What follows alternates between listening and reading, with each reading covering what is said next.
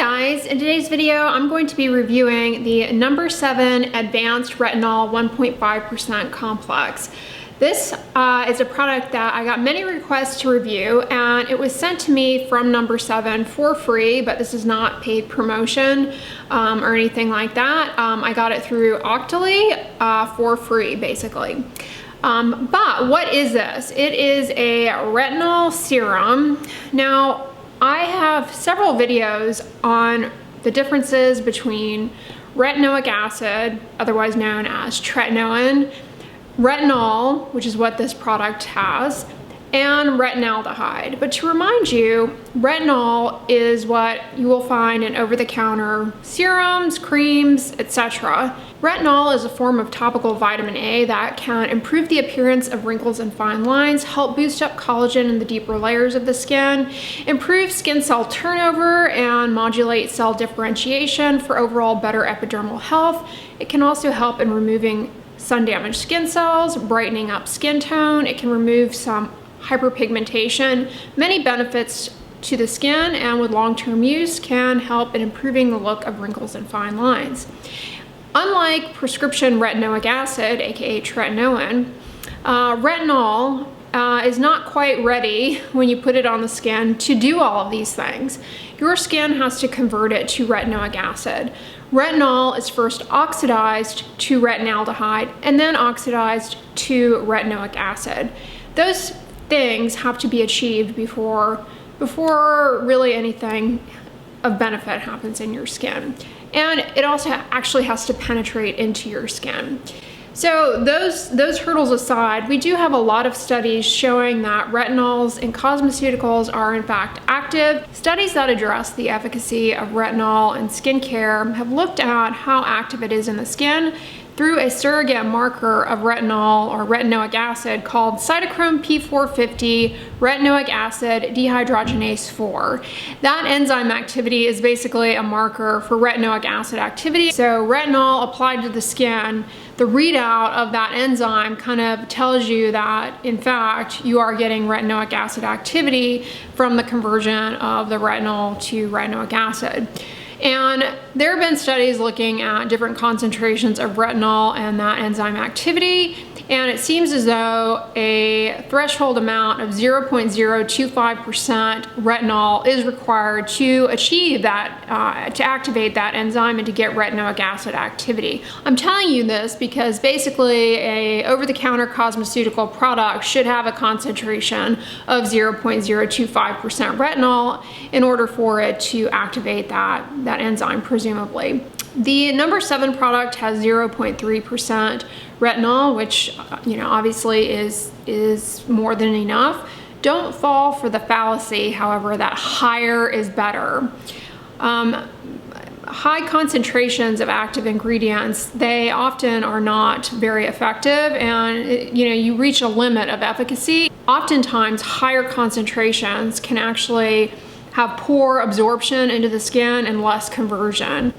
One thing about retinols, as you guys know from my videos, and many of you have tried retinols, is that they can be irritating, they can burn, and they can sting. This product has a particular peptide in it called acetyl dipeptyl 1-cetyl ester.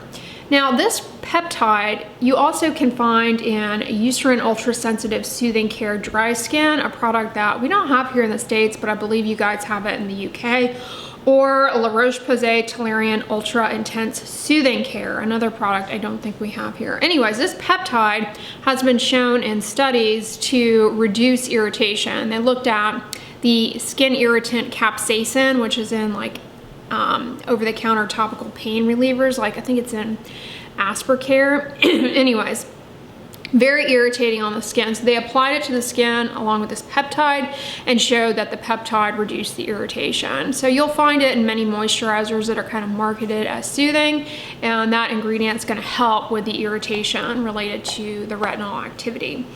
Beyond the retinol, which has all of these wonderful anti-aging properties, this product also has matrixyl 3000 plus. This is two peptides actually, palmitoyl tripeptide 1 and palmitoyl tetrapeptide 7. This combination has been shown to help in smoothing out wrinkles and fine lines. These peptides, it's a fragment of type 1 collagen, and it's thought that by applying it to the skin, you know, in theory it diffuses into the skin, and through feedback mechanisms will stimulate your skin to produce more collagen, which ultimately will help in firming up the skin and improving skin texture. And it's free of fragrance, which is really what you want when you're using retinol. Fragrance can be very irritating, especially in the presence of retinol, and it actually can compromise the stability of retinol. So anytime I see fragrance in a retinol, it's like, really? I don't understand that, but yeah. So no fragrance in this particular product. As with any retinol, though, you guys, I cannot give you any objective information on how this retinol compares to any other retinol in terms of the actual biologic endpoints of retinol activity in the skin.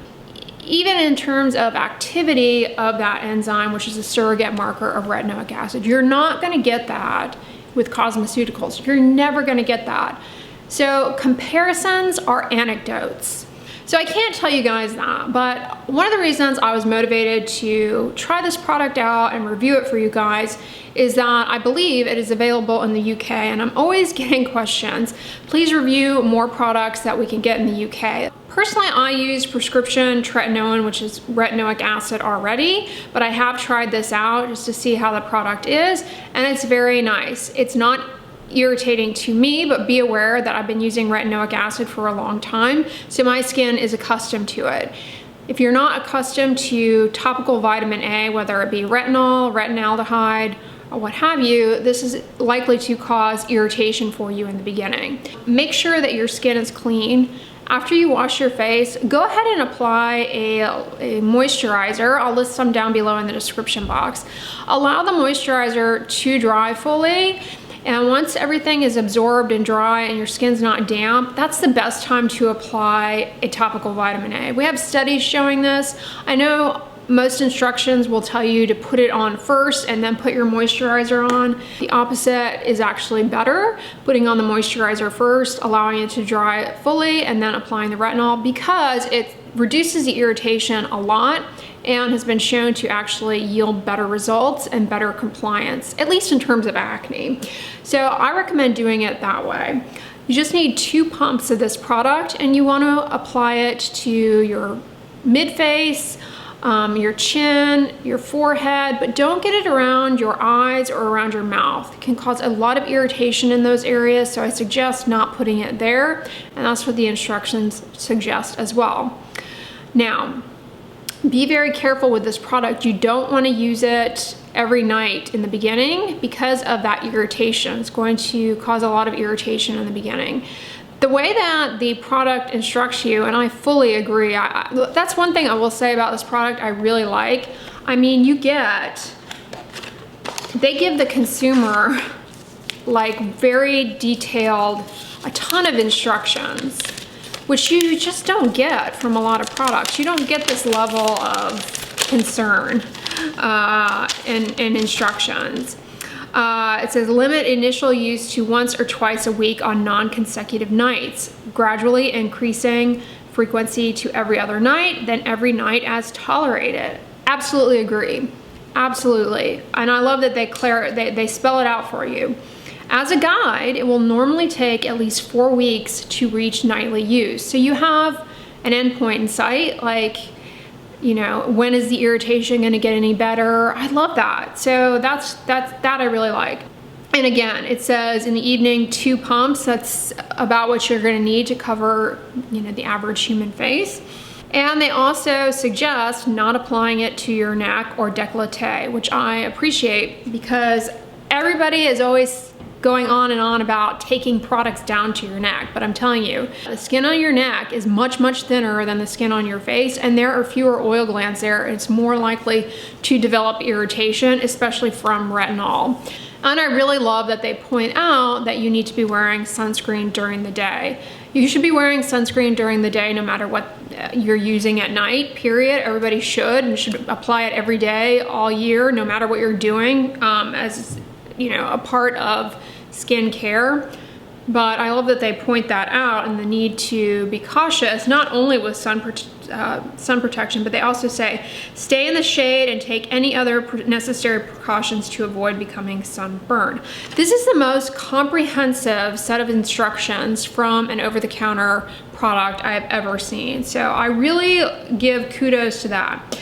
They caution that this should, of course, not be used during pregnancy or breastfeeding, because the safety of this during pregnancy or breastfeeding has not been confirmed. Again, love that.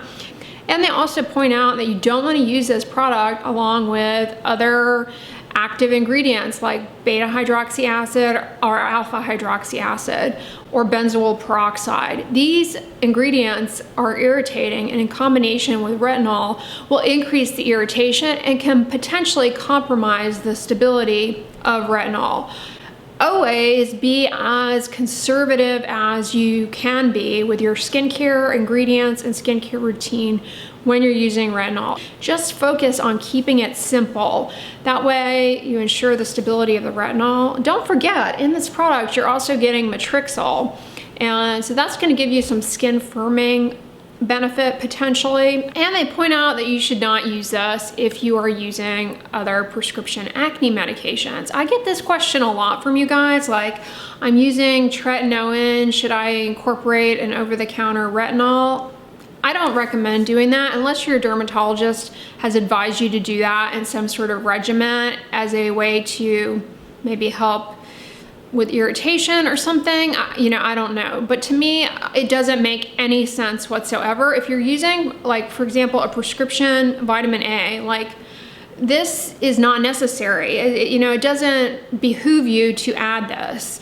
It's not like it helps, you know, it's okay to start with something like this because it's less irritating than a prescription retinoic acid, but it's not like using it on the off days makes the off days any less irritating. It just makes it more irritating, and it doesn't get you more anti-aging or anything like that. So that makes no sense.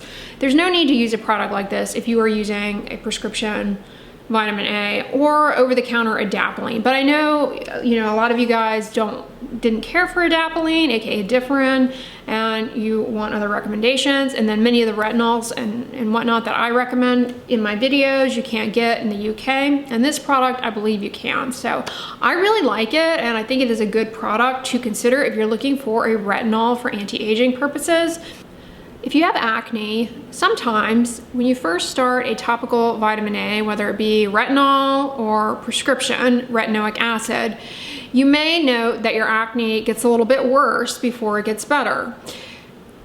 The internet has a lot of anxiety about this, and the fear-mongering around purging, I think, is a bit overstated. Yes, in some cases, the acne for the first few weeks can get a little worse before it starts to get better, because a lot of the acne that is subsurface is going to come to the surface kind of more all at once. But this is not something that should be going on and on and on. Purging is really just an irritant dermatitis that lasts a few weeks. Anything beyond that is probably too much irritation, and, you know, maybe you're using too many other ingredients, or your skin just doesn't tolerate the product. But purging is actually not that common, and it's one of those things that the internet has overemphasized. And by the internet, I mean, you know, all these skincare forums and whatnot seriously overhyped it. I'm not saying it doesn't happen, but it happens a lot less than the internet would have you believe. That's my review. Comment below, and if you guys have tried this, I will list it down below in the description box. Thank you, No7, for sending this to me, and I hope it's something that those of you in the UK who are seeking a retinol, that you can feel comfortable trying this one out. I think it's a good one. If you like this video, give it a thumbs up, share it with your friends, and as always, don't forget, sunscreen and subscribe. I'll talk to you guys tomorrow. Bye.